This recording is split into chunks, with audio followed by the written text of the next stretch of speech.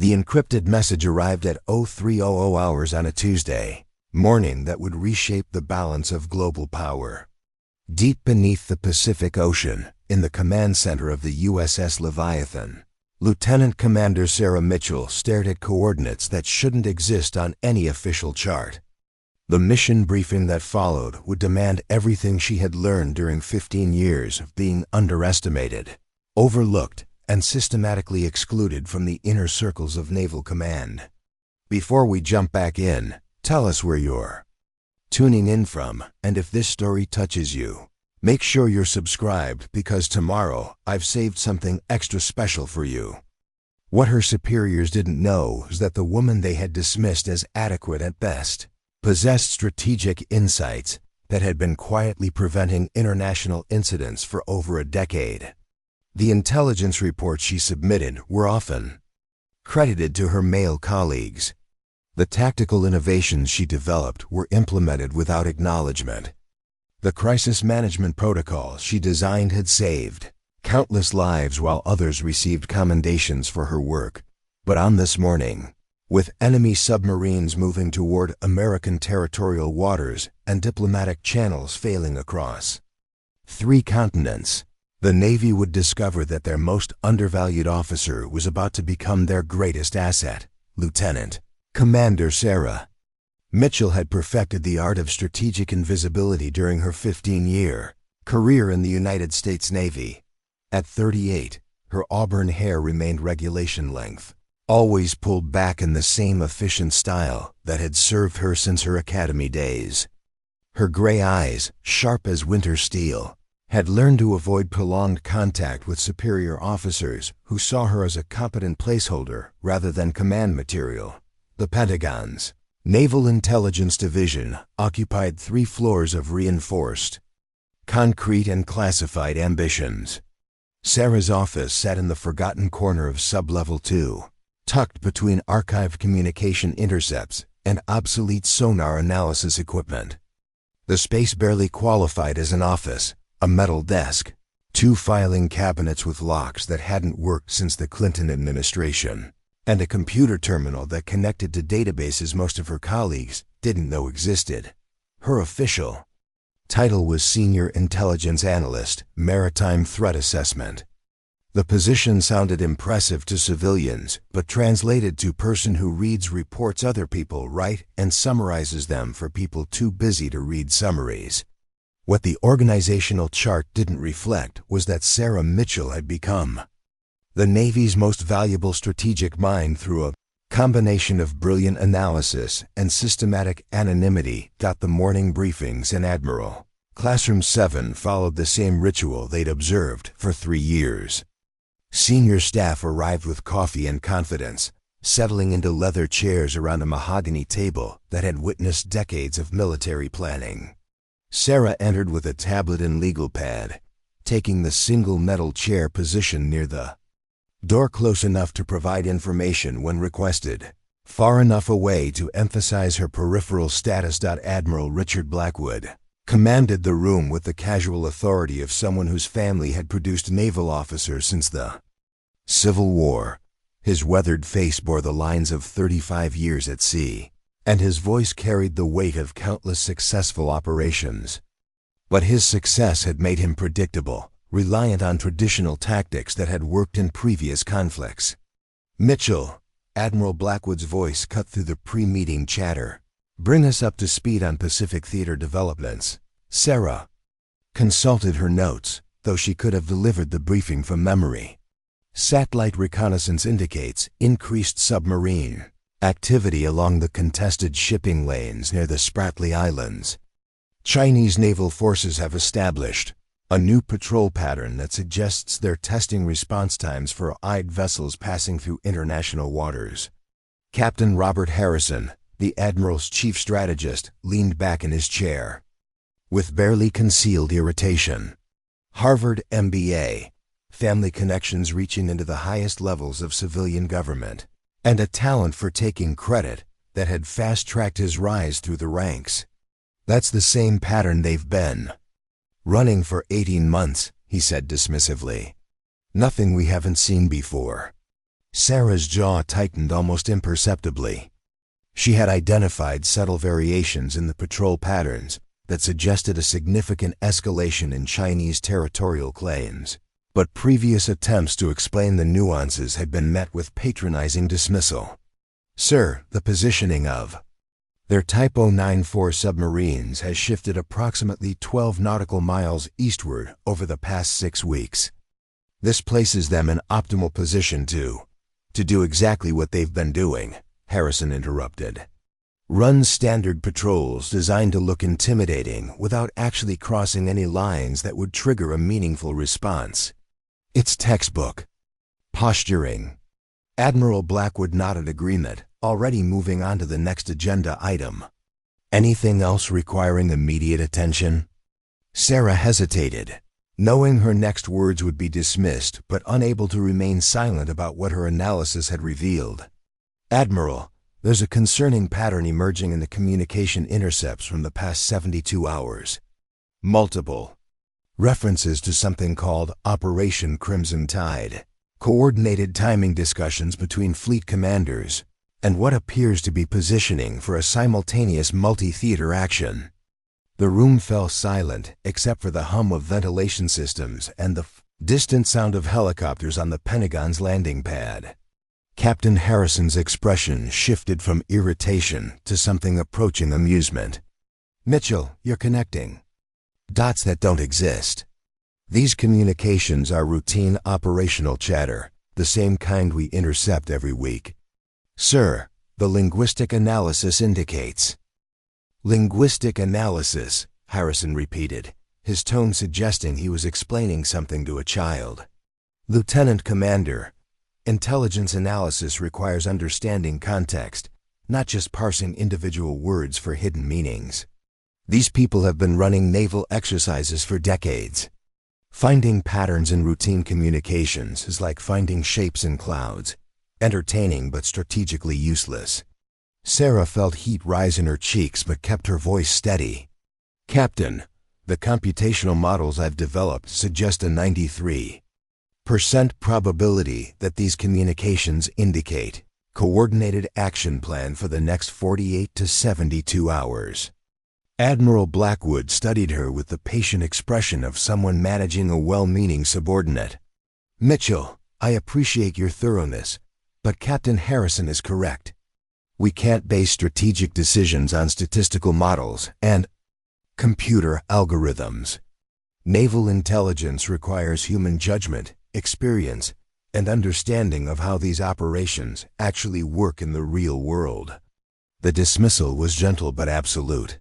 Sarah closed her tablet and made notes she wouldn't be allowed to implement recommendations that would be filed away with hundreds of others she'd submitted over the years.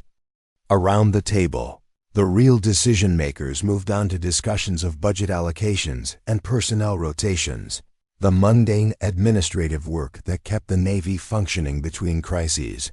After the meeting, Sarah returned to her basement office and opened the files she'd been compiling for 6 months.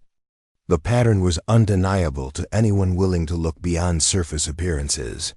Coordinated submarine movements across 3 oceans, unusual communication patterns between traditionally separate command structures, and positioning that could only be explained by preparation for simultaneous action. Her computer screens displayed overlapping intelligence from 17 different sources. Satellite imagery showing subtle changes in naval base activity. Communication intercepts revealing careful coordination between normally independent fleet commanders. Financial intelligence indicating unusual procurement activities by several nations' maritime forces. Economic analysis showing short-selling patterns in shipping stocks that suggested foreknowledge of disruption to international trade routes. Sarah had spent her career developing analytical techniques that went far beyond traditional intelligence assessment.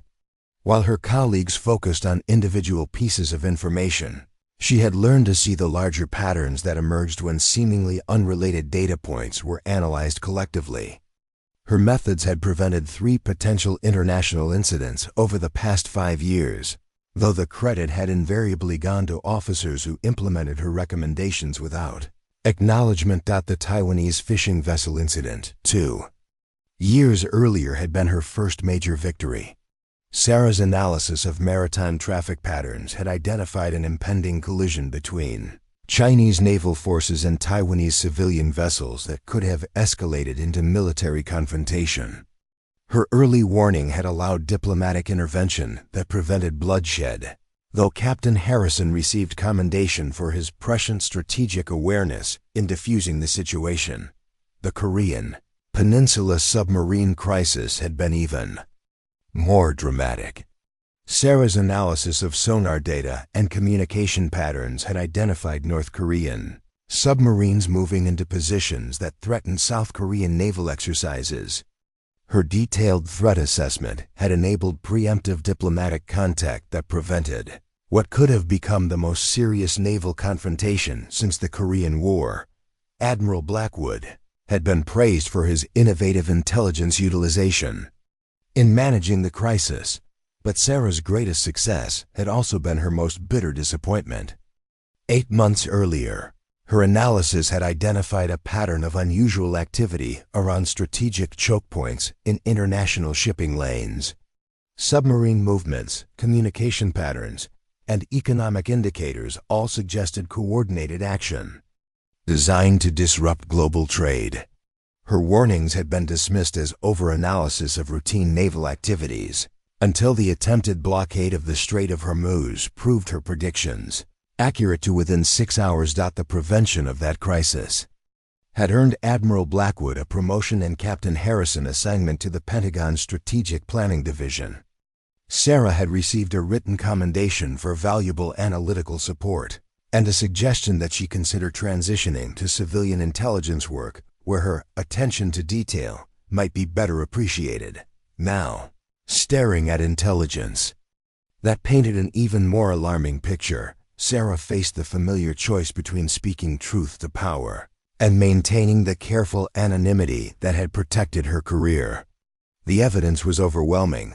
Operation Crimson Tide wasn't routine naval exercise chatter.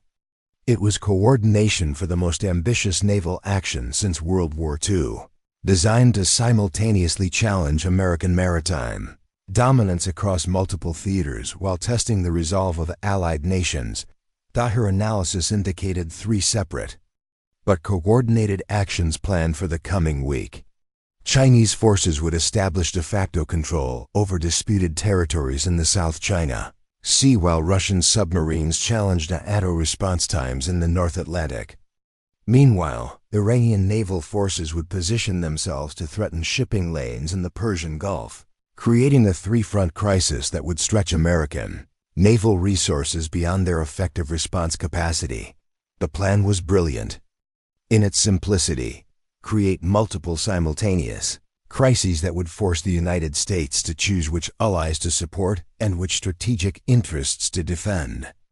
No single action would constitute an act of war, but collectively they would demonstrate that American naval power could no longer guarantee global maritime security. Sarah's computer models predicted the coordinated action would begin within 60 hours. The economic disruption alone would cost trillions of dollars and potentially destabilize governments dependent on maritime trade. The geopolitical implications would reshape international relations for decades, establishing new spheres of influence based on maritime control rather than traditional territorial boundaries. Preparing and narrating this story took us a lot of time, so if you are enjoying it, subscribe to our channel. It means a lot to us. Now back to the story. But convincing her superiors to take action based on her analysis would require admitting that she had been developing intelligence capabilities far beyond her official authorization. The computational models, the linguistic analysis programs, the pattern recognition algorithms she'd created during thousands of hours of unpaid overtime, all of it existed in violation of regulations that required formal approval for new analytical methodologies. Sarah opened the secure communication terminal and began typing a message that would either save her career or destroy it completely. The classified intelligence she was about to transmit would reach the highest levels of naval command within hours, carrying with it the potential to prevent an international crisis or to expose her unauthorized activities to official scrutiny. As she composed her warning, Sarah reflected on the 15 years that had brought her to this moment. Every overlooked insight, every dismissed recommendation, every credit given to others had been preparing her for this crisis. The Navy had trained her to gather intelligence and follow orders, but experience had taught her something more valuable. Sometimes the most important battles were fought not with weapons, but with the courage to speak truth regardless of consequences. The message she was about to send would change everything. By tomorrow morning, she would either be the analyst who prevented a global crisis or the officer who had overstepped her authority based on speculative intelligence. But as Sarah reviewed the overwhelming evidence displayed across her screens, she knew that silence was no longer an option. The encrypted transmission request waited for her authorization, blinking with the patient urgency of technology that could deliver her warning to the Pentagon's highest levels within minutes. Sarah took a deep breath, thought about the officers who had dismissed her insights for 15 years, and pressed send. The response to Sarah's encrypted warning arrived 18 minutes after transmission, faster than any official communication she'd ever received. The message contained only coordinates and a time: Conference Room Alpha 7, 1400 hours. No signature, no explanation, just the kind of terse directive that suggested her analysis had reached people with the authority to act on intelligence that could reshape global politics. Conference Room Alpha 7 occupied the Pentagon's most secure level, a space reserved for discussions that could never appear in official records. Sarah had heard rumors about the room during her years in naval intelligence: windowless, electromagnetically shielded, equipped with countermeasures against every known form of electronic surveillance. The kind of place where careers were made or destroyed based on conversations that officially never happened.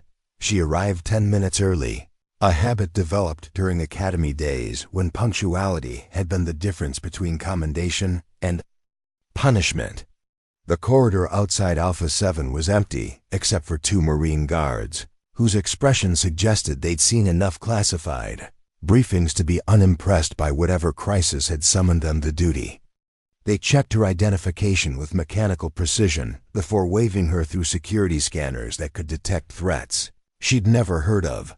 The room itself was smaller than she'd expected, containing only an oval table surrounded by 8 chairs and walls lined with screens that could display classified information from any intelligence agency in the world.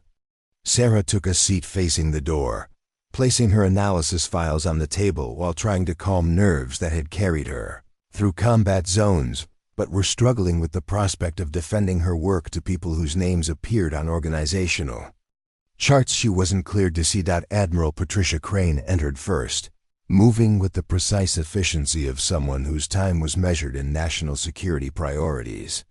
Sarah recognized her from Pentagon briefings: Deputy Director of Naval Intelligence, 32 years of service, reputation for analytical brilliance that had earned respect from allies and enemies alike. Her presence in this room meant Sarah's warning had reached the highest levels of naval command. Commander James Foster followed, carrying encrypted tablets and wearing the expression of someone who'd been analyzing Sarah's intelligence for hours.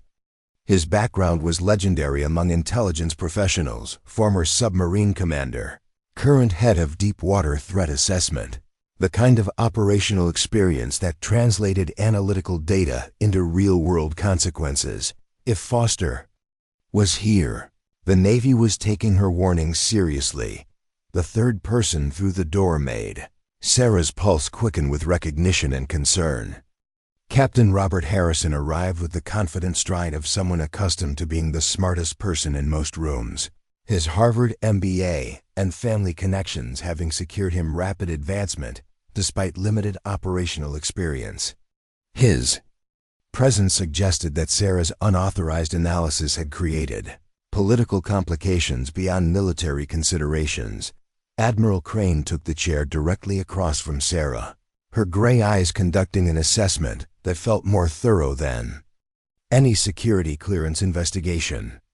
"Lieutenant Commander Mitchell," she began, her voice carrying the authority of someone whose recommendations influenced presidential decisions. "Your analysis regarding Operation Crimson Tide has generated considerable interest among people whose attention is not easily captured." Sarah felt her mouth go dry as the implications of that statement settled over her. "Admiral, I understand that my methods may have exceeded standard protocols, but the intelligence pattern suggested immediate action was necessary to prevent your methods." Admiral Crane interrupted with a slight smile that didn't reach. Her eyes represent the most sophisticated threat analysis we've seen in decades. The computational models you've developed have identified coordination patterns that our best conventional intelligence missed completely. The admission hung in the air like an unexpected gift, but Sarah knew enough about Pentagon politics to recognize that praise often preceded criticism. Commander Foster leaned forward, activating one of the wall displays to show a map of global naval positions updated in real time. "Mitchell, walk us through your analysis. Assume we know nothing about computational linguistics or pattern recognition algorithms."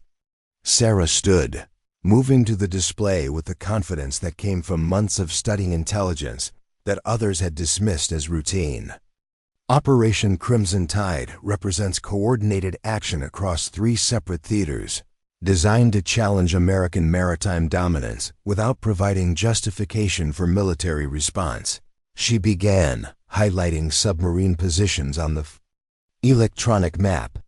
The Chinese component involves establishing permanent naval presence in disputed territories while maintaining plausible deniability about territorial claims. Their Type 094 submarines have moved into positions that would allow them to control shipping lanes while claiming they're conducting routine patrols. She manipulated the display to show North Atlantic positions where Russian submarines had been moving with subtle precision for the past month. The Russian element focuses on testing NATO response times and demonstrating that American nuclear submarines can't guarantee Allied security in traditional spheres of influence. Their Yasin-class boats are positioned to shadow American vessels without technically entering territorial waters. The third theater appeared on screen as Sarah highlighted Persian Gulf positions, where Iranian naval forces had been conducting exercises that looked routine, until analyzed for underlying strategic purpose. The Iranian component threatens global oil shipments while maintaining the appearance of defensive naval operations. Combined with the other theaters, it creates a 3-front crisis that would stretch American naval resources beyond effective response capacity. Captain Harrison had been studying her analysis with growing skepticism, his expression suggesting he was preparing to challenge conclusions that threatened his own strategic assessments. "Mitchell, you're describing a level of international coordination that would require planning involving hundreds of officers across multiple nations. The operational security alone would make such coordination impossible." Sarah had anticipated this objection, having spent weeks analyzing the communication patterns that revealed how such coordination was actually being accomplished. "Captain, the coordination isn't happening through traditional naval channels. The intelligence indicates they're using commercial shipping communications, maritime insurance data, and civilian satellite networks to coordinate positioning while maintaining operational security." She activated another display showing the pattern of seemingly innocent commercial communications that revealed the underlying military coordination. Fishing fleet movements provide cover for submarine positioning. Shipping schedule adjustments create opportunities for naval exercises that would otherwise appear suspicious. Insurance claims data helps coordinate timing for operations that need to appear coincidental rather than planned. Commander Foster leaned back in his chair, his operational experience allowing him to grasp implications that pure intelligence analysis might miss. If this coordination is as sophisticated as your analysis suggests, they've been planning this operation for months, possibly years. The level of preparation indicates they're confident about American response patterns. The observation sent a chill through Sarah as she realized the deeper implications of her own analysis. Commander, that's the most concerning aspect of intelligence. The timing of Operation Crimson Tide suggests they believe they can predict exactly how American naval forces will respond to multiple simultaneous crises. Admiral Crane's expression grew grave as the strategic implications became clear. They're betting that we'll prioritize allies over strategic interests or strategic interests over allied commitments. Either choice weakens our position and demonstrates that American naval power can't guarantee global maritime security. Captain Harrison shifted uncomfortably as the discussion moved beyond his expertise in political maneuvering toward operational realities that required understanding how naval combat actually worked. Admiral, even if Mitchell's analysis is accurate, we have protocols for managing multiple theater crises. The Sixth Fleet can handle Mediterranean concerns while Pacific forces address Asian developments. Sarah felt compelled to address the fundamental flaw in Harrison's conventional thinking. Though she knew challenging a superior officer's strategic assessment carried career risks. Captain, the intelligence suggests they've analyzed our standard response protocols and designed Operation Crimson Tide, specifically to exploit the limitations of conventional force deployment. She highlighted naval positions on the global display, showing how American forces were currently distributed across traditional strategic priorities. Our vessels are positioned for the last crisis, not the next one. The simultaneous three-theater challenge would force us to choose which crisis receives priority response, and every choice demonstrates a limitation in our ability to project power globally. The room fell silent as the implications of Sarah's analysis settled over military officers whose careers had been built on assumptions about American naval supremacy. Commander Foster was the first to speak, his voice carrying the weight of someone who'd commanded submarines in hostile waters and understood how quickly strategic advantages could shift. Admiral, Foster said quietly, if Operation Crimson Tide succeeds in demonstrating that American naval forces can't respond effectively to coordinated challenges, it changes the fundamental balance of maritime power. Allied nations lose confidence in American protection, neutral countries begin accommodation with rival powers, and our own strategic position becomes untenable. Admiral Crane nodded grimly, her experience in naval intelligence allowing her to see beyond immediate tactical concerns toward long-term geopolitical consequences. The operation doesn't need to achieve military victory to succeed strategically. Demonstrating American limitations would be victory enough to reshape international relations for decades. Captain Harrison looked increasingly uncomfortable as the discussion moved beyond his area of expertise, but his political instincts recognized the career implications of being associated with intelligence that could prove catastrophically accurate or embarrassingly wrong. Admiral, we need to consider the consequences of acting on speculative intelligence. If we mobilize naval resources based on pattern analysis and nothing happens, the political ramifications could be significant. Sarah felt anger rise in her chest as she listened to Harrison prioritize political considerations over national security. But years of diplomatic necessity had taught her to channel emotion into analytical precision. Captain, the intelligence isn't speculative. The coordination patterns are mathematically verifiable. The positioning data comes from multiple confirmed sources, and the timing indicators show consistent preparation for action within the next 36 hours. Commander Foster activated his encrypted tablet, accessing intelligence databases that confirmed elements of Sarah's analysis through independent sources. Mitchell's computational models have identified patterns that our conventional analysis Missed, but satellite reconnaissance confirms unusual naval activity in all 3 theaters she's identified. Admiral Crane made the decision that would determine whether Sarah's career ended in vindication or disgrace, her voice carrying the authority of someone whose recommendations could mobilize the world's most powerful navy. We're going to operate under the assumption that Operation Crimson Tide is real and imminent. Commander Foster, I want threat assessments for all 3 theaters updated every 4 hours.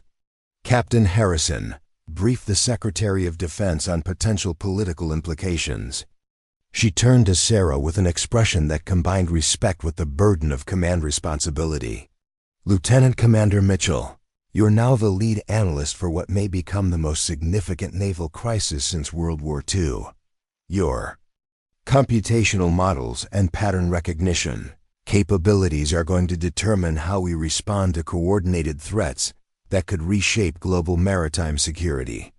The promotion from peripheral analyst to crisis coordinator happened so quickly that Sarah barely had time to process the implications before Admiral Crane continued.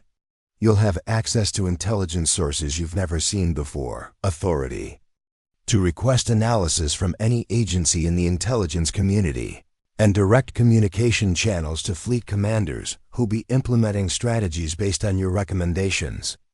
Sarah felt the weight of responsibility settling over her like deep ocean pressure, knowing that her analysis would now influence decisions affecting thousands of military personnel and potentially millions of civilians whose lives depended on maintaining global maritime stability.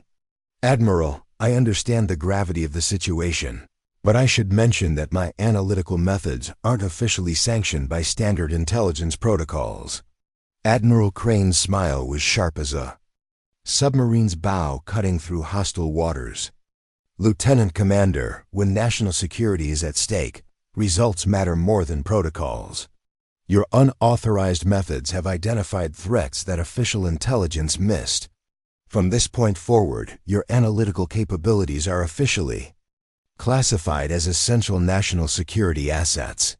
As the meeting concluded and Sarah gathered her files, she realized that everything had changed in ways she couldn't have anticipated when she'd pressed send on her encrypted warning 18 hours earlier. The analyst who'd been dismissed as overly cautious was now responsible for coordinating intelligence that could prevent or precipitate the most significant naval confrontation in modern history. The transformation from basement office to crisis center would happen within hours, but Sarah knew the real test was yet to come. Operation Crimson Tide was moving forward on schedule, and her analysis suggested they had less than 30 hours to prevent coordinated action that could demonstrate American naval vulnerability to the entire world. Walking down the Pentagon corridor toward her new assignment, Sarah felt the familiar mixture of anticipation and dread that preceded every major naval operation. But this time, instead of analyzing crises from the periphery, she would be at the center of decisions that could reshape global maritime power for generations to come. The crisis reached its breaking point at 0347 hours when simultaneous actions across 3 oceans shattered the illusion that Operation Crimson Tide was anything other than perfectly coordinated warfare by other means. Sarah stood before the wall of monitors in the Joint Operations Center, watching her worst predictions materialize with mathematical precision as adversary naval forces executed maneuvers that had been planned for months. In the South China Sea, Chinese naval forces initiated what they termed routine sovereignty exercises by establishing a maritime exclusion zone around disputed territories. 3 Type 094 nuclear submarines surfaced simultaneously, their ballistic missile capabilities creating an unmistakable threat to any vessel that challenged China's expanded territorial claims. The coordination was flawless, the timing precise. To the minute that Sarah's models had predicted. Admiral Thompson's voice cut through the controlled chaos of the operations center as reports flooded in from fleet commanders across the globe. All stations, this is Joint Operations Command. Report status on coordinated hostile naval actions in your theater of operations. The response from Pacific Fleet Command came first. Admiral James Curtis's voice carrying the tension of someone watching his strategic assumptions collapse in real time. Joint Operations, Pacific Fleet Command. Chinese naval forces have established effective control over major shipping lanes through the South China Sea. They're not preventing passage, but they're demonstrating the capability to do so at will. Sarah's analysis had predicted exactly this. Approach: establish dominance without providing justification for military response. The Chinese submarines weren't attacking civilian vessels, but their presence made it clear that continued passage depended entirely on Chinese permission rather than international maritime law. The North Atlantic situation developed with equal precision as Russian Yasen-class submarines emerged from the depths in coordinated fashion, positioning themselves to shadow every major NATO naval asset in the region. Admiral Patricia Novak, commanding the Second Fleet, reported developments that confirmed Sarah's worst-case scenarios. Joint Operations, Second Fleet Command. Russian submarines are conducting what they're calling defensive positioning exercises that place them in optimal attack positions relative to our carrier strike groups. They're maintaining legal distance while demonstrating they can target any NATO vessel in the North Atlantic. Commander Rodriguez looked up from her intelligence feeds with the expression of someone watching carefully constructed strategic balance collapse. Admiral, the Russian positioning isn't just threatening our vessels. They're demonstrating that our nuclear deterrent submarines can't operate freely in waters we've considered secure since the end of the Cold War. The Persian Gulf component of Operation Crimson Tide materialized with equal sophistication as Iranian Revolutionary Guard naval forces initiated large-scale exercises that effectively closed the Strait of Hormuz to commercial traffic without officially declaring a blockade. Admiral Sarah Jackson, commanding the Fifth Fleet, delivered the assessment that completed the picture of coordinated strategic humiliation. Joint Operations, Fifth Fleet Command. Iranian naval forces are conducting maritime safety exercises that require all commercial vessels to request permission for passage through the Strait of Hormuz. They're not preventing transit, but they're demonstrating control over global oil shipments. Sarah watched the tactical displays update with enemy positions that matched her computational models with terrifying accuracy. Operation Crimson Tide had achieved its primary objective, demonstrating that American naval power could not guarantee global maritime security against sophisticated coordination between adversary forces. Captain Harrison was fielding urgent communications from civilian leadership whose political careers were being threatened by international crises they didn't understand. Admiral Thompson, the Secretary of Defense, is demanding immediate options for military response that won't escalate these situations into actual warfare. The request revealed the fundamental problem with conventional approaches to unconventional threats. Operation Crimson Tide had been designed specifically to exploit the gap between legal provocation and military justification, creating situations where American responses would appear either inadequate or disproportionate.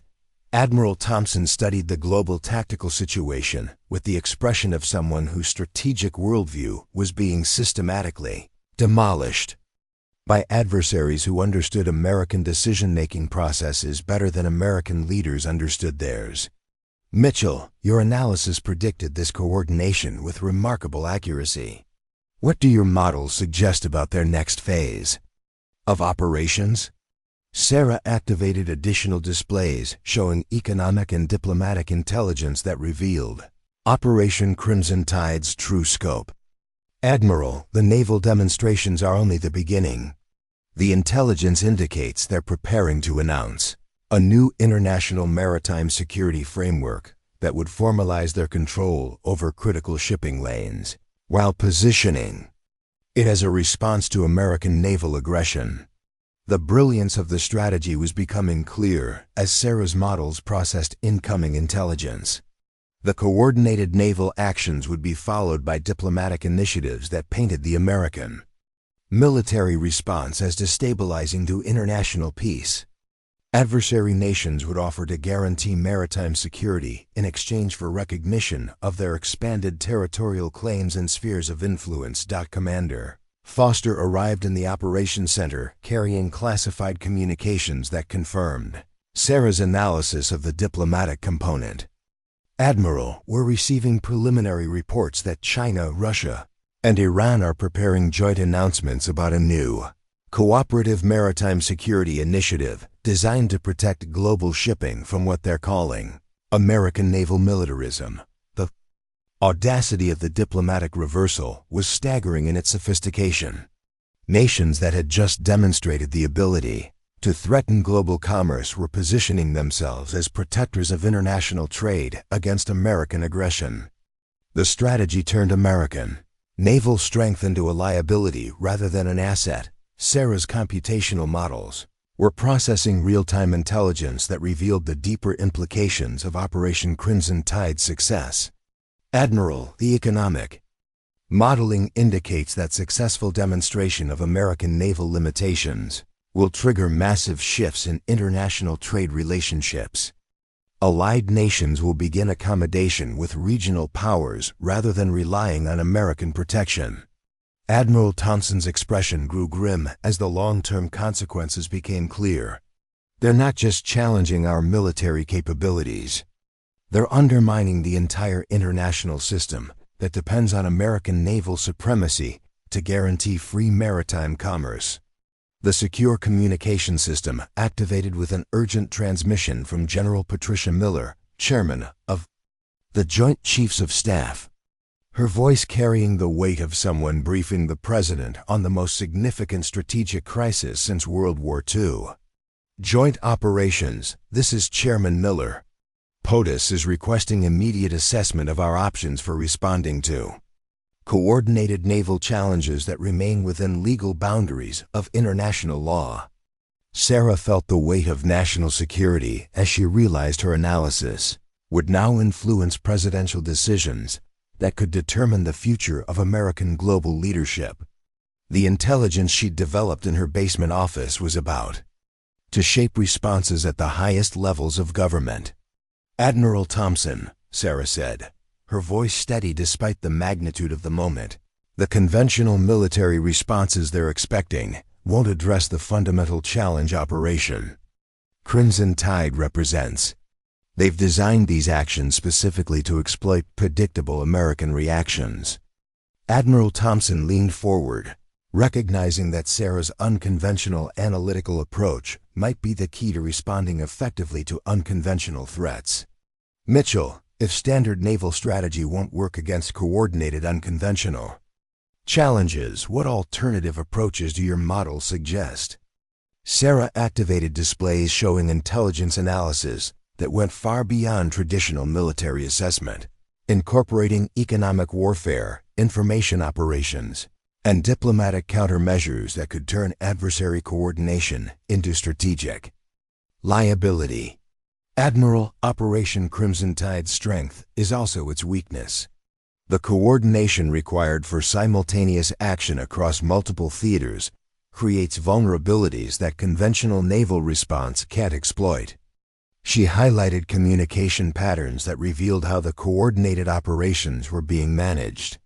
The same networks they're using to coordinate naval actions can be disrupted through cyber operations that would appear to be routine electronic warfare rather than strategic retaliation. Their diplomatic announcements depend on timing that can be disrupted through information operations that reveal the coordination behind supposedly independent national decisions. Commander Rodriguez was monitoring intelligence feeds that confirmed Sarah's assessment of coordination vulnerabilities. Admiral, the encrypted communications required for Operation Crimson Tide's coordination are passing through commercial satellite networks that are vulnerable to disruption without appearing to constitute acts of war. Admiral Thompson's expression shifted from grim resignation to tactical calculation as he recognized that Sarah's unconventional analysis offered unconventional solutions. Mitchell, are you suggesting we can respond to their coordinated unconventional warfare with our own coordinated unconventional responses? Sarah felt the familiar surge of confidence that came with analyzing complex problems others couldn't solve. Admiral, Operation Crimson Tide succeeds only if the coordination remains hidden behind the appearance of independent national actions. Exposing the coordination destroys the diplomatic framework that makes their strategy politically sustainable. The operations center buzzed with renewed energy as staff officers began analyzing Sarah's approach to turning adversary coordination into strategic vulnerability. Admiral Thompson activated communications that would reach the highest levels of government with recommendations that could reshape American response to sophisticated threats. All stations, this is Joint Operations Command.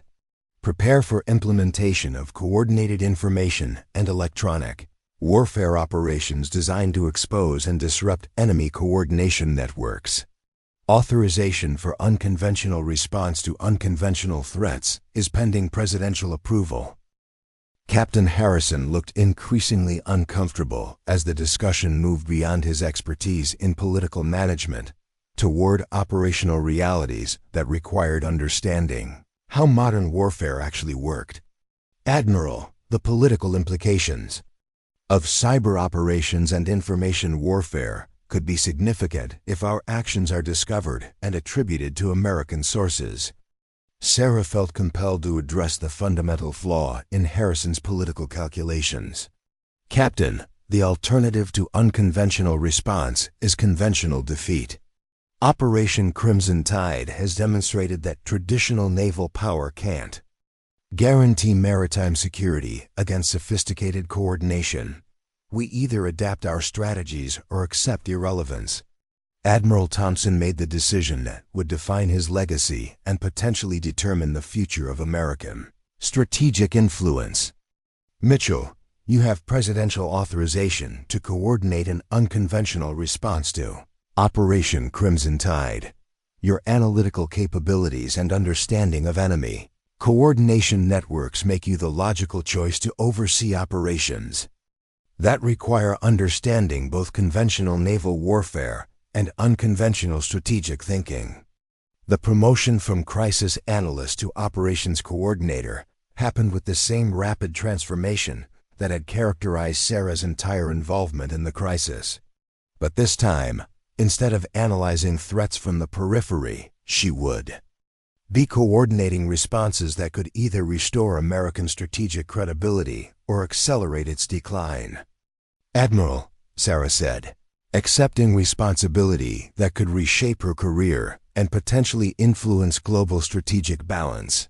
The coordinated response will need to begin within 6 hours to disrupt their diplomatic announcements and expose the coordination before international opinion solidifies around their version of events.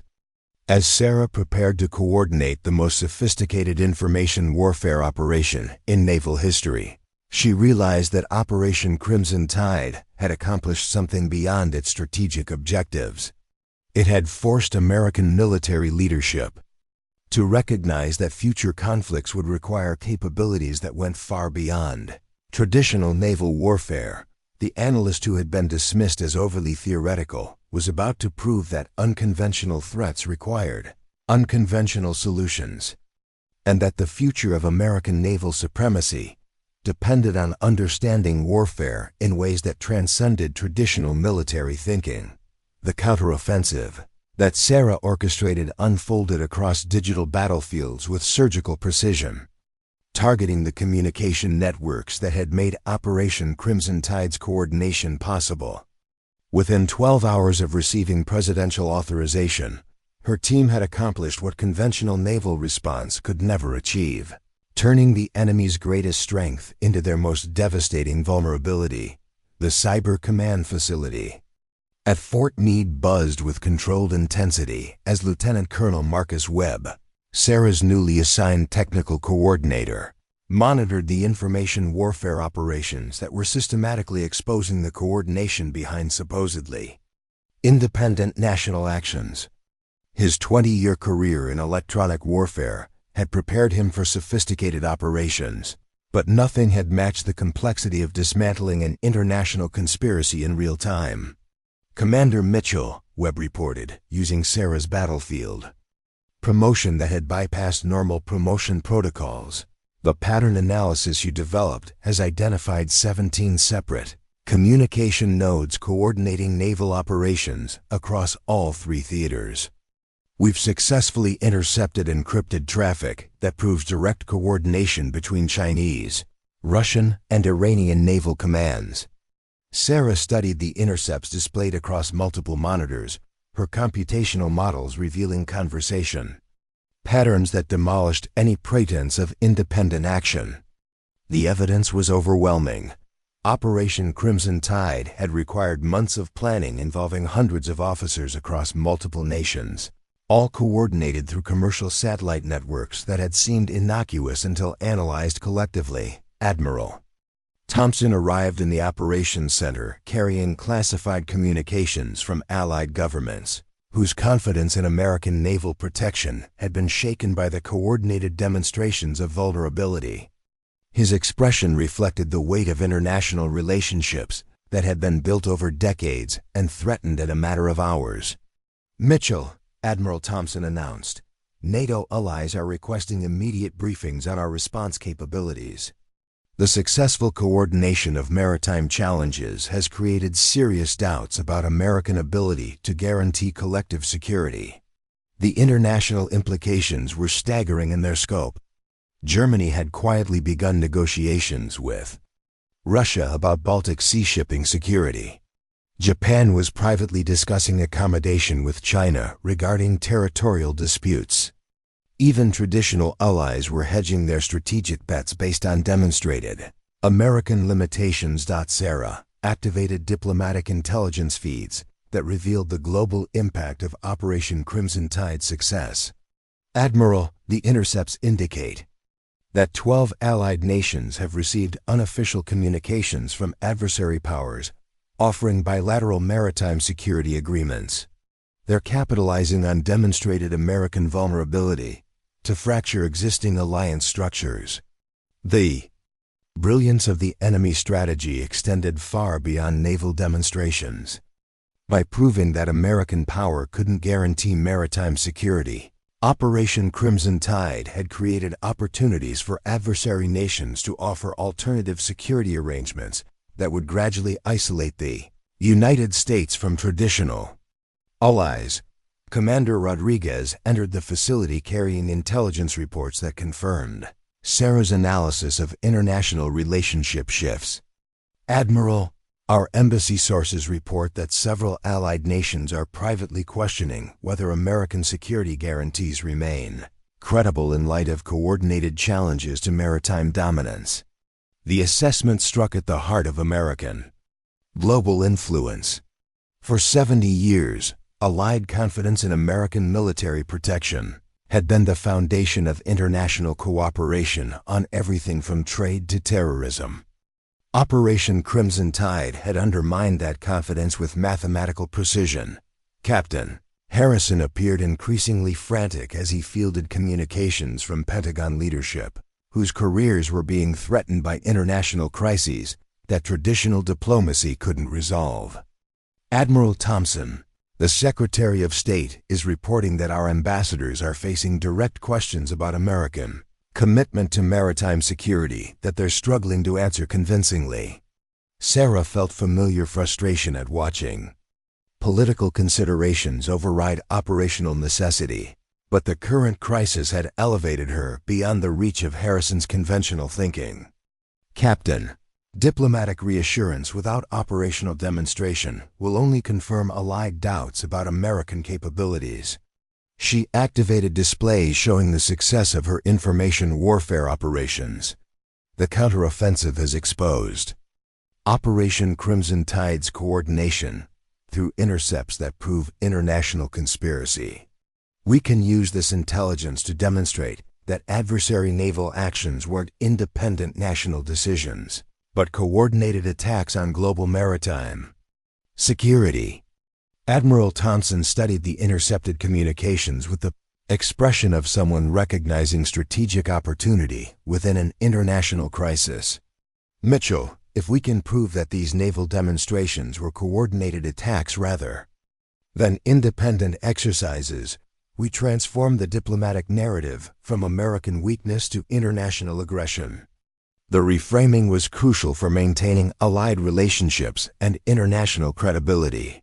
Instead of appearing unable to respond to legitimate national actions, the United States could position itself as the target of coordinated warfare that threatened the entire international system. Lieutenant Colonel Webb reported breakthrough developments in the cyber operations that were systematically dismantling enemy coordination networks. Commander Mitchell, we've successfully disrupted the satellite communications that were coordinating naval positioning across all three theaters. Enemy forces are now operating with significantly degraded coordination capabilities. Sarah's computational models showed the cascading effects of communication disruption on coordinated operations that depended on precise timing. Admiral, the loss of coordination is forcing them to either maintain vulnerable positions without support or withdraw from positions that required coordinated protection. The counteroffensive was working with devastating effectiveness. Chinese submarines in the South China Sea were losing the coordination that had made their positions sustainable. Russian vessels in the North Atlantic could no longer maintain the synchronized positioning that had threatened NATO operations. Iranian forces in the Persian Gulf were being forced to choose between vulnerable isolation and strategic withdrawal. Commander Foster arrived with intelligence reports from fleet commanders who were witnessing the collapse of enemy coordination in real time. Admiral, Pacific Fleet Command reports that Chinese naval forces are beginning systematic withdrawal from advanced positions. Without coordination support, they can't maintain the coverage that made their maritime exclusion zone credible. The success was more complete than Sarah had predicted. Operation Crimson Tide's sophisticated coordination had been turned into strategic liability, with communication disruption forcing coordinated forces to abandon positions they couldn't maintain independently. Admiral Thompson activated secure communications with fleet commanders across all theaters, his voice carrying the confidence of someone announcing strategic victory. All stations, this is Joint Operations Command. Enemy coordination networks have been successfully disrupted. Maintain current positioning and prepare to restore normal maritime operations as coordinated threats withdraw. The diplomatic component of Sarah's counteroffensive was proving equally effective. Intercepted communications proving international coordination were being shared with allied governments, demonstrating that the maritime challenges had been coordinated. Attacks rather than independent national actions. Foreign Minister Elizabeth Carter, attending emergency NATO consultations in Brussels, reported developments that confirmed the success of Sarah's strategic reframing. Joint Operations, NATO leadership has reviewed the intercepts proving coordinated action against maritime security. Allied confidence in American protection capabilities is being restored as the true nature of the threats becomes clear. Sarah watched global tactical displays that showed enemy naval forces withdrawing from advanced positions across all three theaters, their coordination networks too damaged to maintain sophisticated positioning that had required precise communication. Timing. Admiral, the withdrawal patterns indicate they're abandoning Operation Crimson Tide entirely rather than risking exposure of remaining coordination capabilities. The victory was more comprehensive than conventional naval response could have achieved. Instead of engaging in military confrontation that would have validated enemy claims about American aggression, the information warfare approach had exposed the coordination behind their strategy, while forcing withdrawal through electronic rather than kinetic means. Admiral Thompson's expression reflected satisfaction. tempered by recognition of long-term implications. Mitchell, your unconventional approach has achieved what conventional naval strategy couldn't, neutralizing coordinated threats while maintaining international support and allied confidence. Captain Harrison looked bewildered by the success of operations that operated outside his expertise in political management. Admiral, how do we explain to civilian leadership that information warfare achieved better results than traditional military response? Sarah felt compelled to address the fundamental shift in strategic thinking that the crisis had required. Captain, Operation Crimson Tide demonstrated that future naval conflicts will require capabilities beyond traditional military force. Information warfare, cyber operations, and pattern analysis are now essential components of maritime security. The Pentagon briefing room, filled with senior officials whose understanding of naval warfare had been fundamentally challenged by the crisis and its resolution. General Patricia Miller, chairman of the Joint Chiefs, arrived carrying presidential commendations for operations that had restored American strategic credibility without escalating to conventional warfare. Admiral Thompson, General Miller announced, the President has authorized immediate implementation of new strategic doctrines based on the analytical and operational capabilities demonstrated during this crisis. Commander Mitchell's unconventional approach will become the foundation for next-generation naval strategy. Sarah felt the weight of institutional transformation as she realized her analytical methods were about to reshape how the Navy approached strategic threats. The basement office analyst who had been dismissed for years was now the architect of revolutionary changes in military thinking. The international impact was equally transformative. Allied nations that had begun questioning American capabilities were now requesting access to the analytical and operational techniques that had neutralized coordinated threats with unprecedented effectiveness. The crisis that had threatened to isolate the United States was instead strengthening alliance relationships based on demonstrated innovative capabilities. Lieutenant Colonel Webb reported final intelligence on the collapse of enemy coordination networks. Commander Mitchell, our monitoring indicates that all three adversary naval commands are conducting internal investigations to determine how their supposedly secure communications were compromised. The operational security failure has created significant discord between previously cooperative forces. Sarah's counteroffensive had achieved effects beyond neutralizing immediate threats. The exposure of coordination networks had created suspicion and recrimination between adversary forces whose cooperation had been essential for effective challenge to American maritime dominance. Admiral Thompson made the announcement that would define Sarah's future role in naval strategy.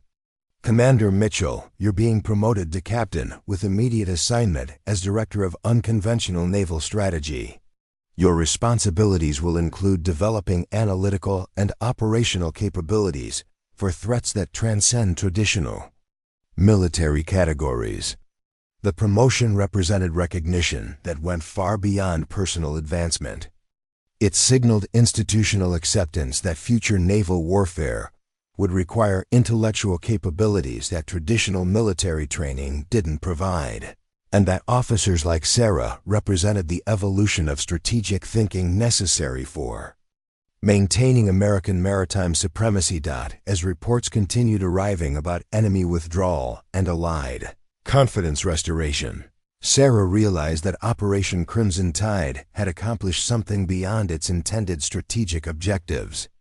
It had forced American naval leadership to recognize that maintaining global maritime security required embracing unconventional approaches to unconventional threats.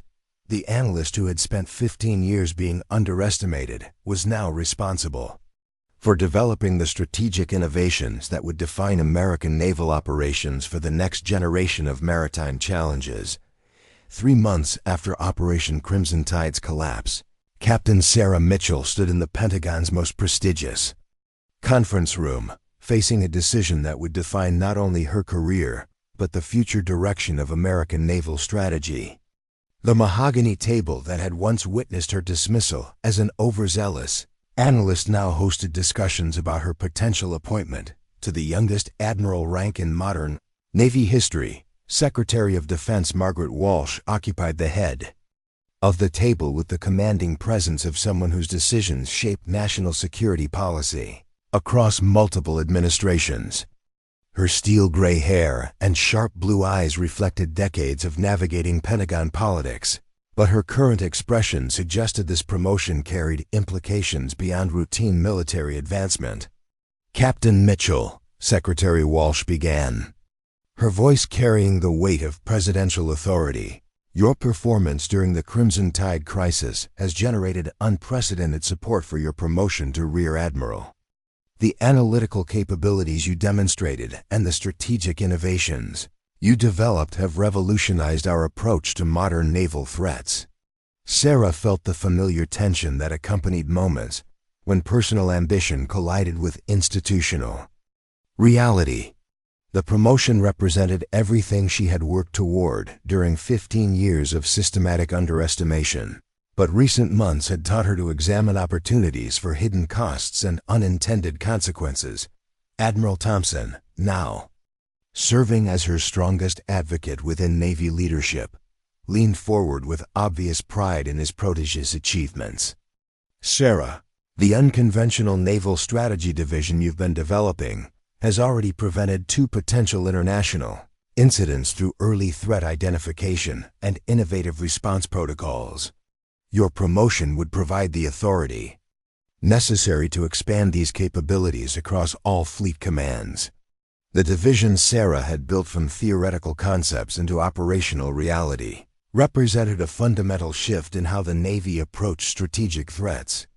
Her team of analysts, cyber warfare specialists, and information operations experts had become the Pentagon's most valuable asset for managing conflicts that traditional military force couldn't resolve. General Patricia Miller, chairman of the Joint Chiefs, activated a secure display showing global intelligence assessments that confirmed the ongoing value of Sarah's analytical methods. "Captain, your threat identification protocols have been adapted by all service branches. The pattern recognition algorithms you developed are now integrated into our most sophisticated early warning systems." The recognition was gratifying, but Sarah had learned enough about Pentagon politics to recognize that unprecedented support often came with unprecedented expectations. "General, I appreciate the confidence you're expressing, but I need to understand the full scope of what this promotion would entail." Secretary Walsh exchanged glances with the senior officers around the table before responding with the careful precision of someone delivering classified information. "Admiral Mitchell would be responsible for developing strategic capabilities that operate at the intersection of traditional naval warfare, information operations, and economic security. The position would require managing threats that most military officers aren't trained to recognize." The scope was staggering in its implications.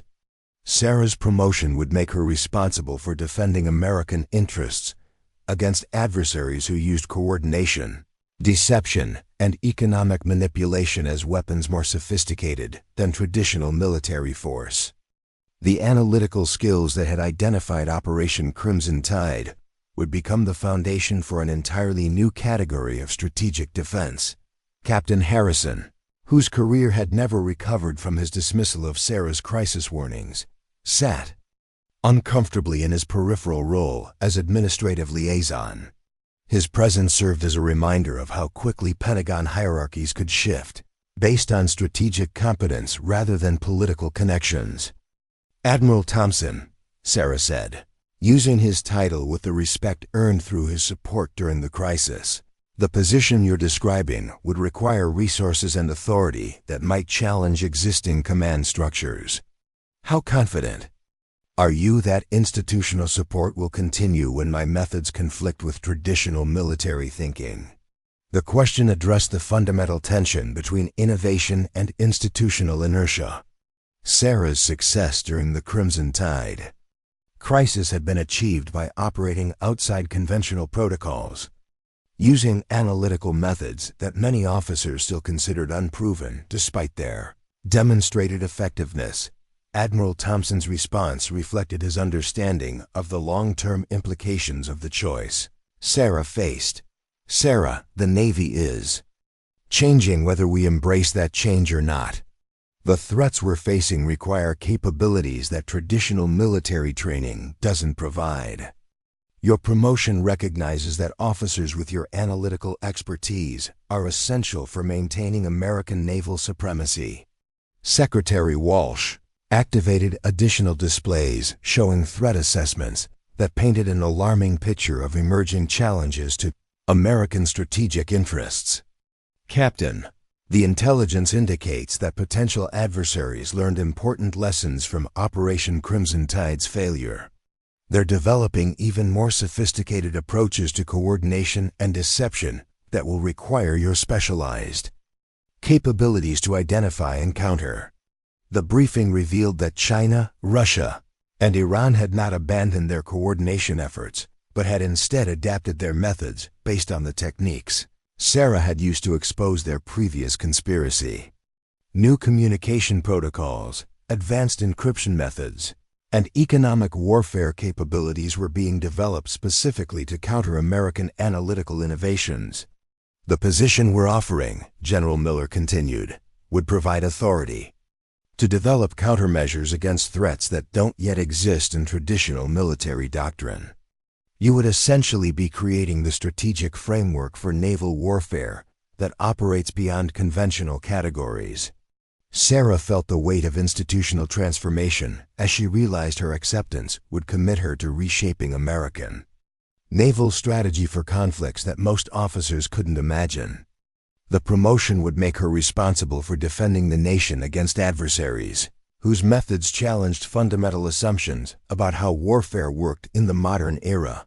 Commander Rodriguez, now serving as Sarah's deputy in the Unconventional Naval Strategy Division, entered the conference room carrying intelligence reports that would influence the decision under discussion. Admiral Thompson, the analysis indicates 3 separate international coordination networks are developing capabilities specifically designed to counter American pattern recognition and information warfare techniques. The intelligence confirmed Sarah's concerns about accepting responsibility for challenges that were evolving faster than institutional understanding could adapt. Her enemies had learned from their previous failure and were developing countermeasures that would require constant innovation to address effectively. Secretary Walsh, Sarah said, her voice steady despite the magnitude of the decision she faced.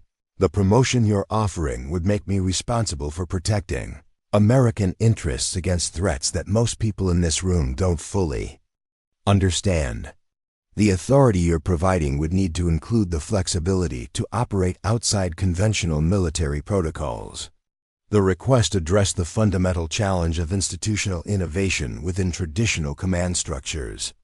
Sarah's success had been achieved by thinking beyond established categories, but her future effectiveness would require formal authority to continue operating outside conventional limitations. Secretary Walsh's response demonstrated her understanding of the strategic implications involved.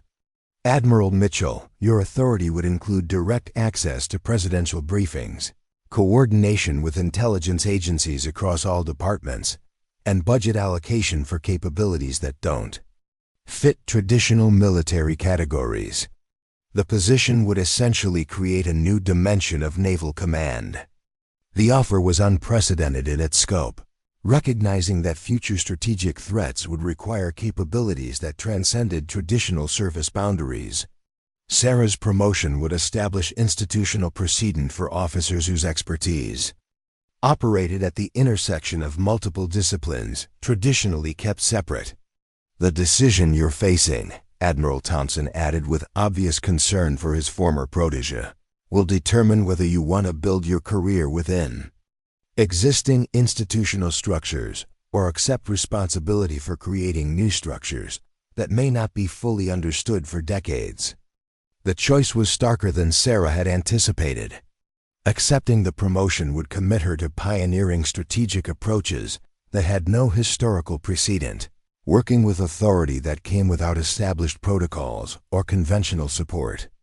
Systems. Captain Harrison, whose presence served as a cautionary reminder of career fragility, spoke for the first time during the briefing. Admiral Thompson, the political implications of creating new command authorities could generate significant resistance from officers whose careers have been built on traditional approaches to naval strategy. Sarah recognized the validity of Harrison's concern despite his previous failures of strategic judgment. Innovation within military institutions required navigating political resistance from officers whose authority depended on maintaining conventional approaches to command and strategy. Captain Harrison raises an important point, Sarah acknowledged, demonstrating the strategic thinking that had made her promotion possible. The effectiveness of unconventional approaches depends partly on their acceptance by conventional military leadership. Institutional resistance could limit operational success, regardless of analytical accuracy. Secretary Walsh addressed the political challenges with the directness of someone whose authority transcended service politics. Admiral Mitchell, your promotion has presidential backing and congressional support based on demonstrated results during national security crises. The political foundation exists for institutional change if you're willing to lead that change. The support was impressive, but Sarah understood that political backing could shift based on operational results that were inherently difficult to predict. The methods that had worked against Operation Crimson Tide might prove inadequate against future threats that had been designed specifically to counter her analytical techniques. General Miller presented the final element of the offer with obvious recognition of its unprecedented nature. Admiral Mitchell, the position would include authority to recruit personnel from any agency, access to classified research from all departments, and budget allocation that operates outside normal military spending categories. You would essentially be building strategic capabilities that have never existed before. The scope of authority was staggering, recognizing that effective response to sophisticated threats required resources and coordination that traditional military structures couldn't provide. Sarah's acceptance would commit her to developing capabilities that had never been attempted within American defense institutions. I need to understand the long-term expectations, Sarah said, demonstrating the analytical thoroughness that had made her invaluable during the crisis.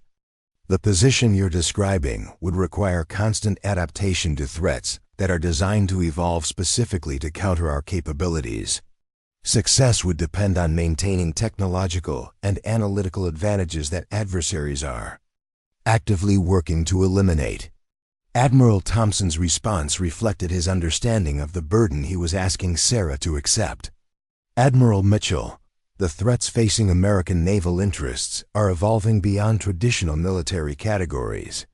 Your analytical capabilities represent our best hope for maintaining strategic advantages against adversaries who are adapting their methods based on our demonstrated strengths. The decision ultimately came down to a choice between personal security and national responsibility.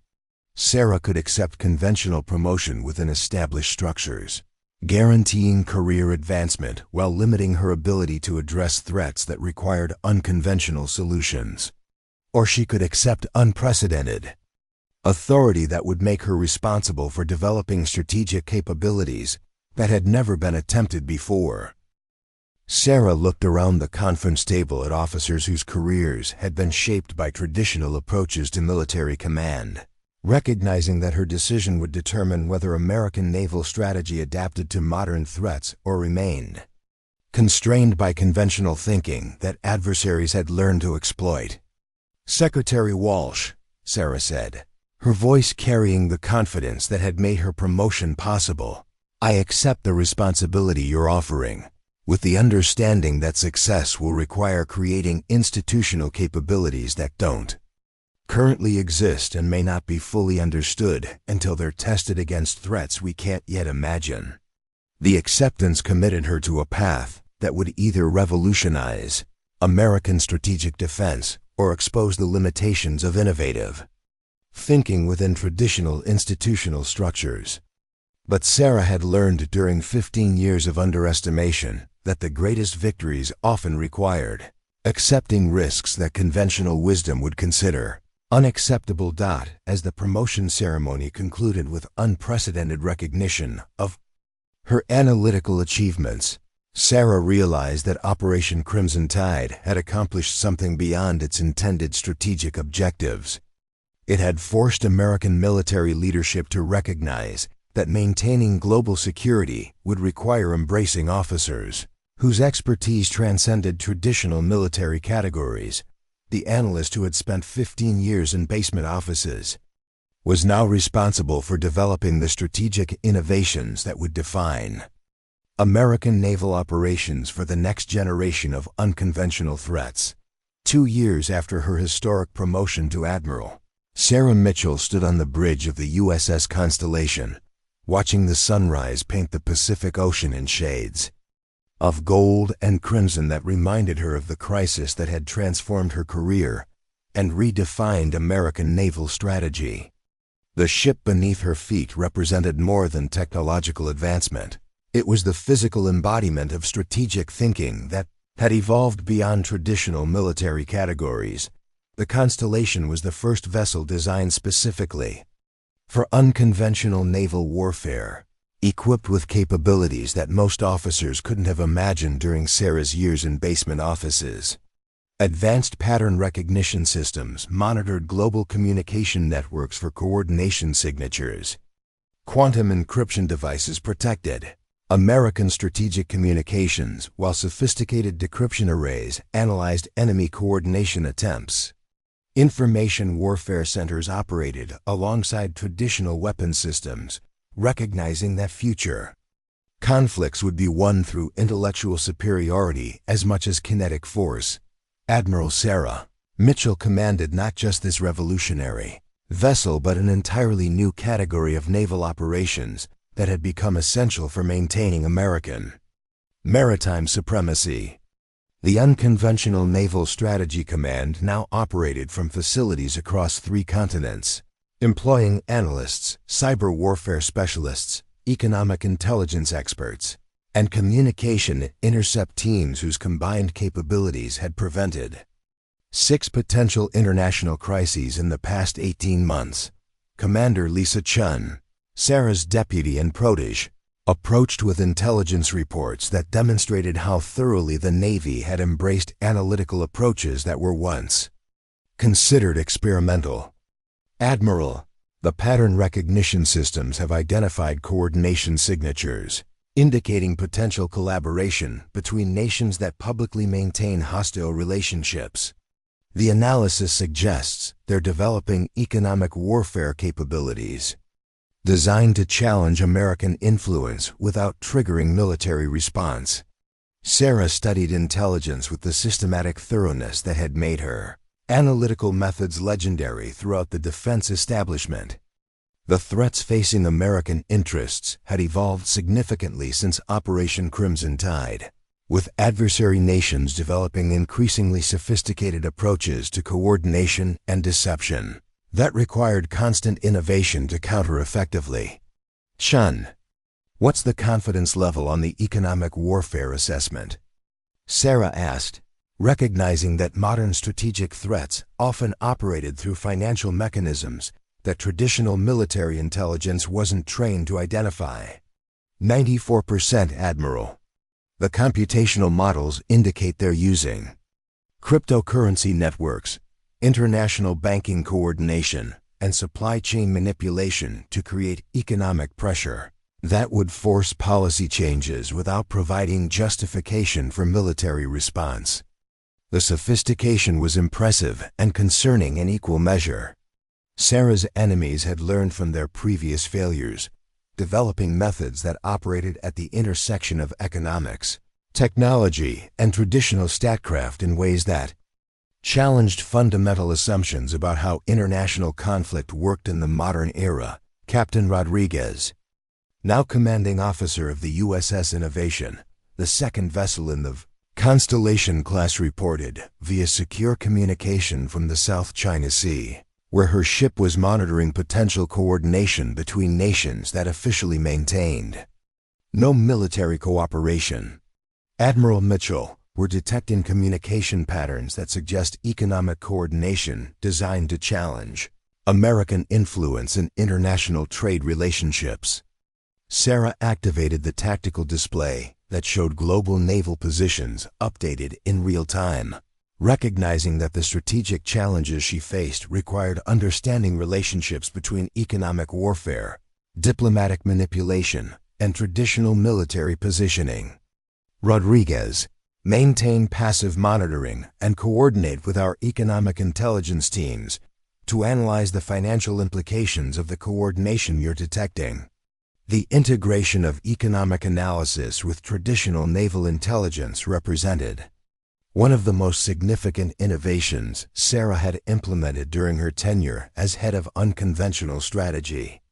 The realization that modern conflicts often began in financial markets rather than combat zones had required developing analytical capabilities that transcended traditional military categories.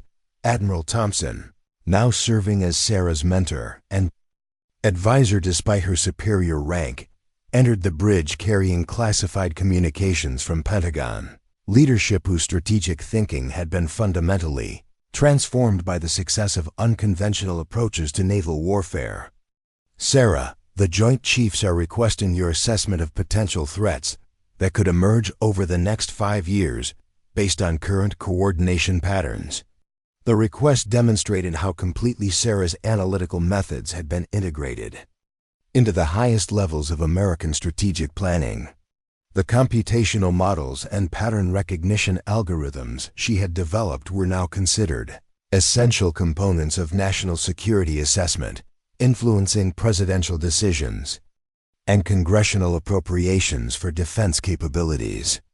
Admiral Thompson, Sarah replied with the respect that had characterized their relationship since her days as an overlooked analyst.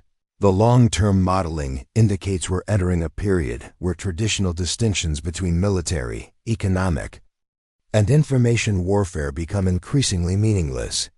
Future threats will require defensive capabilities that operate across all 3 domains simultaneously.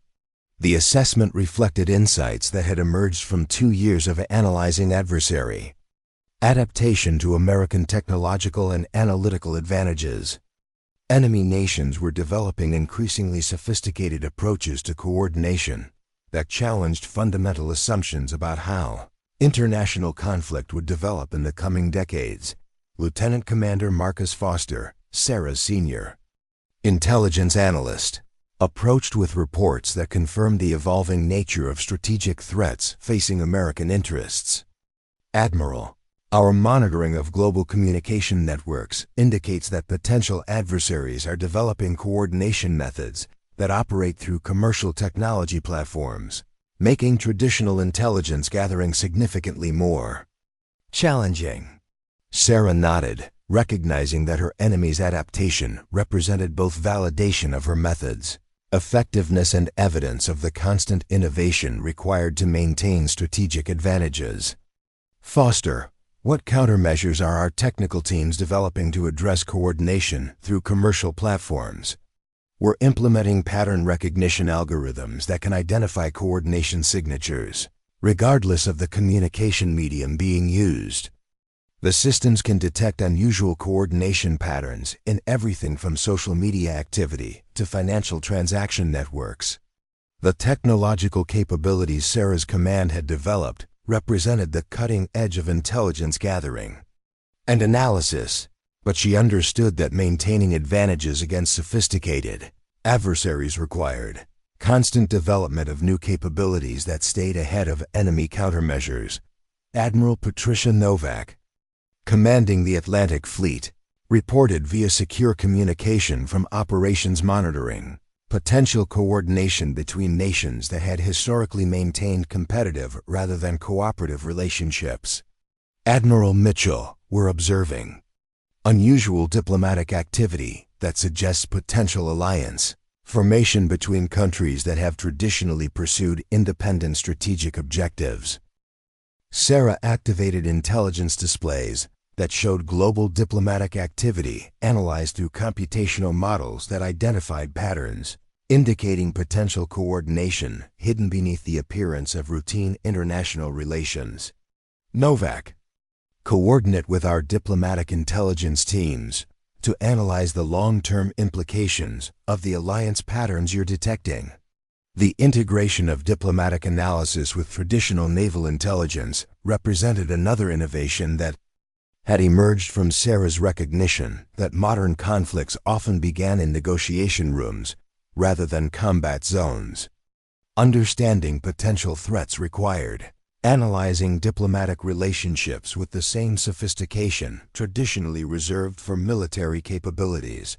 Secretary of Defense Walsh arrived via helicopter transfer, her presence on the Constellation, indicating that Sarah's briefing would address threats requiring the highest levels of government attention. Admiral Mitchell, the President is requesting your assessment of how American naval strategy needs to evolve to address coordination threats that operate beyond traditional military categories. The request demonstrated the extent to which Sarah's analytical approach had influenced strategic thinking at every level of American government. Her methods were now considered essential for understanding threats that traditional military analysis couldn't identify or counter effectively. Secretary Walsh, Sarah replied, activating displays that showed global threat assessments based on pattern recognition algorithms that analyzed coordination signatures across multiple domains. Our analysis indicates that maintaining American strategic advantages will require developing capabilities that operate at the intersection of military force, economic influence, and information superiority. The assessment reflected 2 years of analyzing how potential adversaries were adapting their coordination methods to counter American technological and analytical capabilities. Future threats would require defensive strategies that transcended traditional military thinking in ways that challenged fundamental assumptions about how national security worked in the modern era. The strategic framework we're developing, Sarah continued, highlighting elements of the comprehensive approach her command had created, integrates naval capabilities with economic intelligence, diplomatic analysis, and information warfare in ways that allow us to identify and counter threats, regardless of how sophisticated enemy coordination becomes. Secretary Walsh studied the strategic framework with obvious recognition of its revolutionary implications for American defense capabilities. Admiral, how confident are you that these integrated approaches will remain effective against adversaries who are specifically adapting their methods to counter our analytical capabilities?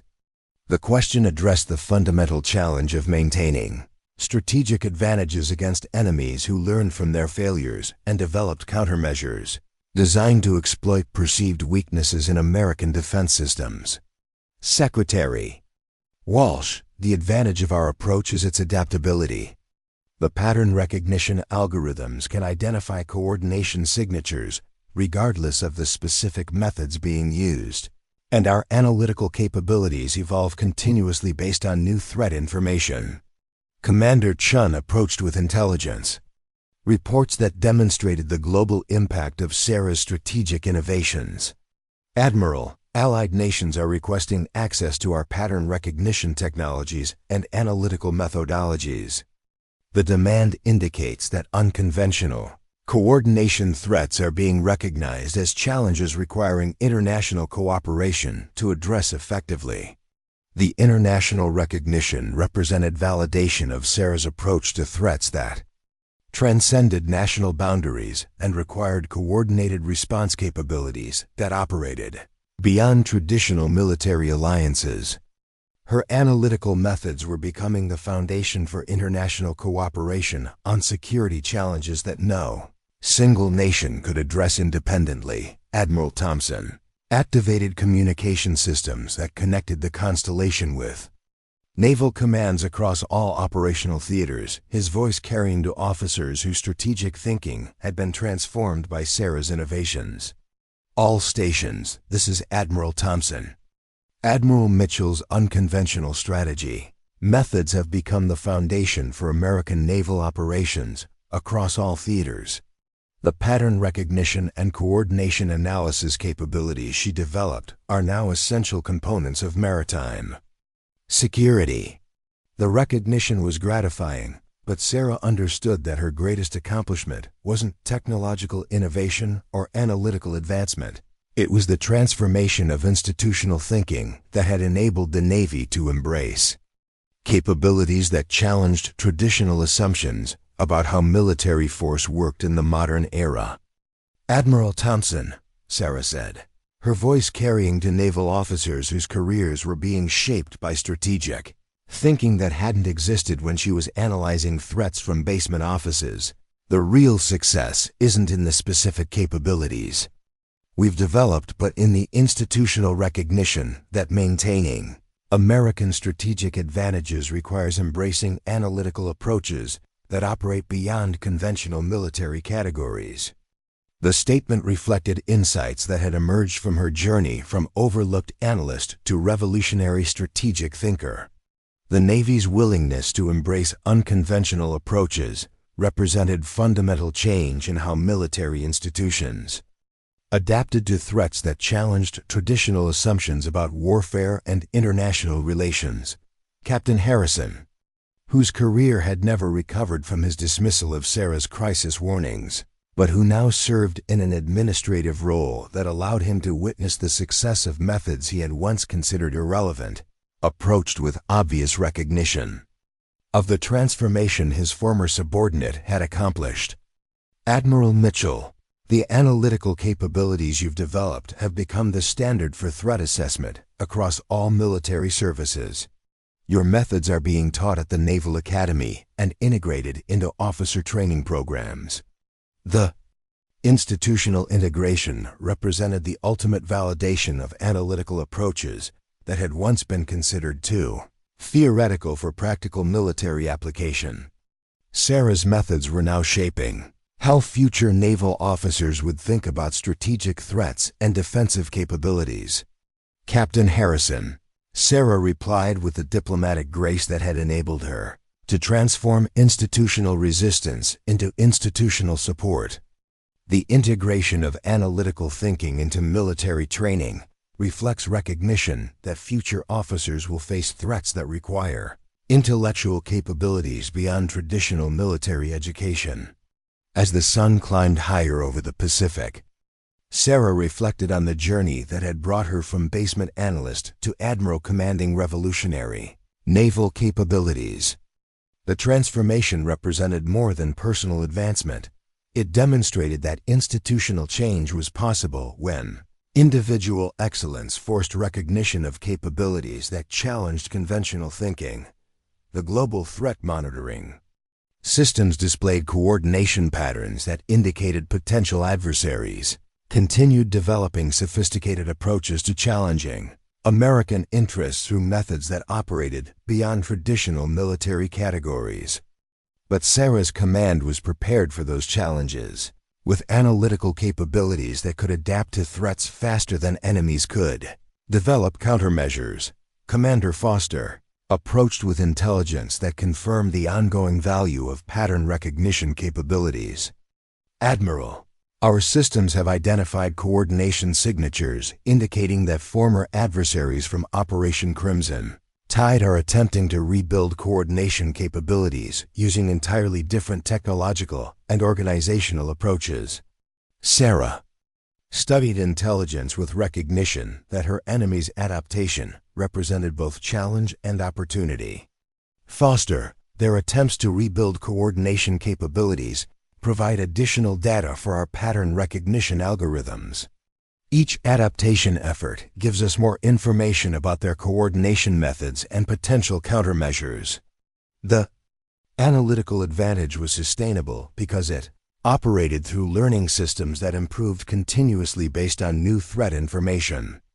Sarah's command represented more than technological capability. It embodied an approach to strategic thinking that could evolve faster than enemies could develop countermeasures. Admiral Novak reported, "Final confirmation of the day's intelligence. Assessments via secure communication from Atlantic operations." Admiral Mitchell, "The coordination patterns we've been monitoring have been successfully disrupted through the information warfare techniques your command developed. Potential alliance formation has been prevented without requiring traditional military intervention."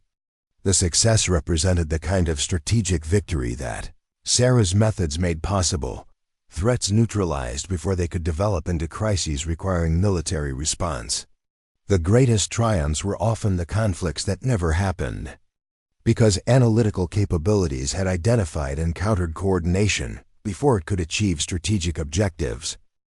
As the Constellation continued its patrol through waters that remained peaceful because analytical capabilities operated continuously to identify and counter threats before they could develop into conflicts, Sarah understood that her greatest legacy wasn't technological innovation or institutional transformation. It was the recognition that intellectual excellence could be more powerful than conventional military force for protecting American interests in an increasingly complex world. The analyst who had spent 15 years being underestimated had become the architect of strategic capabilities that would protect American maritime interests for generations to come, proving that true victory often belonged to those who could see threats others couldn't imagine and develop solutions that transcended traditional limitations. Up next, you've got two more standout stories right on your screen. If this one hits the mark, you won't want to pass these up. Just click and check them out. And don't forget to subscribe and turn on the notification bell so you don't miss any upload from us.